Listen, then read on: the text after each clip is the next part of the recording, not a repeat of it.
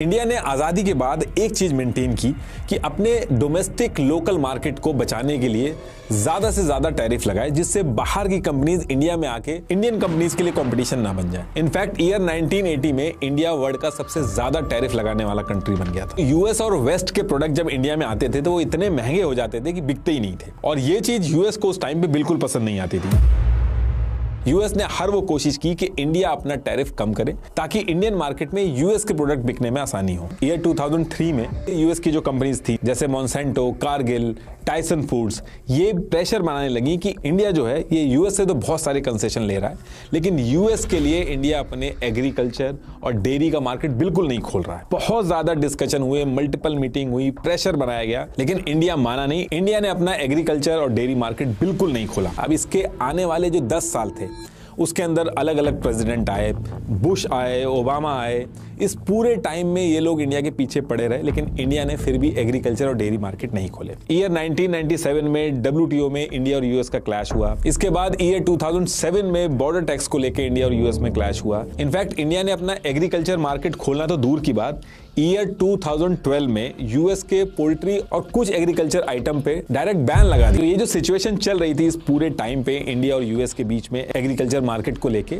उस टाइम पे इतनी ज्यादा बड़ी नहीं बनी, क्योंकि उस टाइम पे यूएस जो था वो चाइना के मार्केट से अपनी जरूरतें पूरी कर ले रहा था। यानी कि यूएस के जो फार्मर थे वो अपना प्रोडक्ट चाइना के मार्केट में सेल कर रहे थे, तो इतना बड़ा इशू हुआ नहीं, लेकिन यूएस इंडिया के ऊपर प्रेशर बनाता रहा। तो ईयर 2016 तक तो ये सारी चीजें ऐसी चलती रहीं, लेकिन असली गेम चेंज हुआ ईयर 2017 में, जब 28 जनवरी 2017 को ट्रंप यूएस के प्रेसिडेंट बन के आते हैं। यूएस के जितने भी प्रेसिडेंट आए थे उनका टैरिफ और ट्रेड को हैंडल करने का तरीका एकदम अलग था, लेकिन ट्रंप जब प्रेसिडेंट बन के आए तो इनका बेसिक वर्ड व्यू ये था कि ट्रेड डेफिसिट अगर यूएस का ज्यादा है, मतलब कि अगर अमेरिका किसी कंट्री से ज्यादा चीजें खरीद रहा लेकिन उस कंट्री में यूएस उतना सामान बेच नहीं पा रहा, तो ये यूएस के लिए नुकसान है। फॉर एग्जांपल, तो ईयर 2017 में जब ट्रंप आए तो इस टाइम यूएस का ट्रेड डेफिसिट $800 बिलियन से ज्यादा था, और इसमें अकेले चाइना का ट्रेड डेफिसिट $375.2 बिलियन था। तो ये नंबर देख के ट्रंप की नजरों में सबसे बड़ा विलन बना चाइना। तो यहां से ट्रंप ने प्लान बनाया, और प्लान बहुत सिंपल था कि कैसे भी करके चाइना भी यूएस से ज्यादा सामान लेना शुरू कर दे,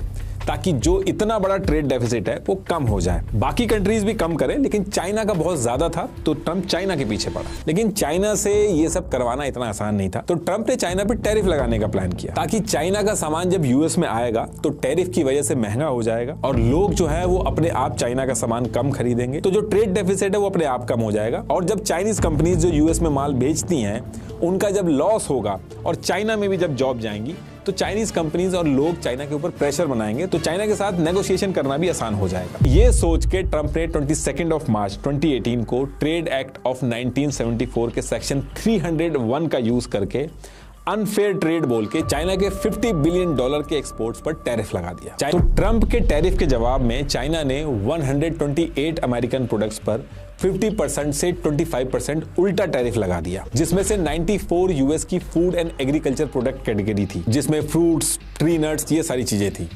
और फिर थोड़े दिन बाद यूएस के 659 एग्रीकल्चर प्रोडक्ट्स पे और टैरिफ लगाया। तो ऐसे करके यूएस और चाइना के बीच में ट्रेड वॉर शुरू हो गया, और ये पूरी वॉर जो चली, इस वॉर में चाइना से इंपोर्ट होने वाले लगभग $360 बिलियन के प्रोडक्ट्स पे टैरिफ लगाया, और चाइना ने यूएस से इंपोर्ट होने वाले $110 बिलियन के अमेरिकन प्रोडक्ट्स पे टैरिफ लगाया। यूएस के फार्मर्स के लिए चाइना बहुत बड़ा मार्केट था। यूएस के फार्मर टोटल जो सोयाबीन एक्सपोर्ट करते थे उसमें से 60% टन तो सिर्फ चाइना जाता था। इस ट्रेड वॉर के चक्कर में हुआ ये कि ईयर 2017 में जो 32.9 million ton agriculture product US से चाइना जाता था, वो 2018 आते आते 8.2 मिलियन टन तक रह गया, और चाइना ने जो अपनी डिमांड थी वो यूएस की जगह ब्राजील से सामान मंगा के पूरी कर ली। तो यहाँ पे यूएस के हाथ से चाइना जैसा बड़ा मार्केट निकल गया। यूएस के लोगों को इस टैरिफ के चक्कर में $51 बिलियन के एडिशनल कॉस्ट अपनी जेब से देनी पड़ी। तो ट्रंप को चाइना का ऑल्टरनेटिव मार्केट ढूंढना था। तो चाइना का ऑल्टरनेटिव एक ही था, वो था इंडिया। अगर इंडिया अपना एग्रीकल्चर मार्केट खोल दे तो ट्रम्प की जो प्रॉब्लम वो सॉल्व हो जाएंगी, वो अपने फार्मर्स को खुश कर लेंगे और यूएस को चाइना पे डिपेंडेंट नहीं रहना होगा। इसके बाद ट्रम्प ने क्या किया कि यूएस ने जो इंडिया को GSP, generalize system of preference, जो मैंने अभी पहले बताया था, इस स्कीम में डाला था, तो ट्रम्प ने इंडिया को इसमें से निकाल दिया और इसके बाद एग्रीकल्चर मार्केट को खोलने के लिए इंडिया से back to back negotiation start की। और इंडिया ने एग्रीकल्चर मार्केट खोलना तो दूर की बात, इंडिया ने फाइनेंस एक्ट 2020 के अंडर 1 अप्रैल 2020 से digital service tax DST implement कर दिया, जिसमें ये जो यूएस की कंपनीज थी, Amazon, Google, Netflix, Apple, Facebook, इनके ऊपर 2% डिजिटल सर्विस टैक्स लगा दिया।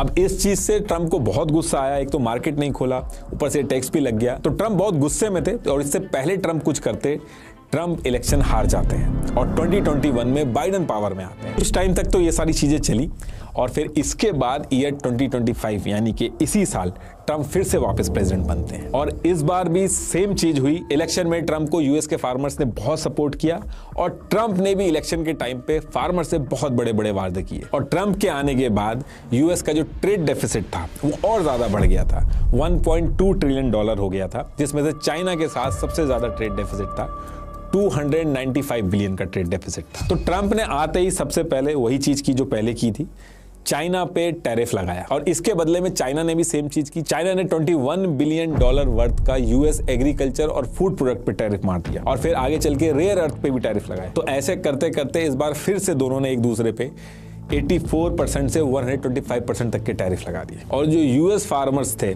जो ट्रम्प का वोट बैंक था, उनको इस बार फिर से नुकसान हो गया कि ट्रम्प फिर से फंस गए और एग्रीकल्चर सेक्टर को लेके ट्रम्प फिर से इंडिया के पास पहुंचे और इंडिया ने फिर से मना कर दिया कि वो एग्रीकल्चर सेक्टर नहीं खोल सकते। लेकिन ट्रम्प को यूएस के बाहर एक बड़े एग्रीकल्चर मार्केट की बहुत ज्यादा जरूरत है, तो ट्रम्प ने इस चीज के लिए अलग अलग प्रेशर पॉइंट क्रिएट किए।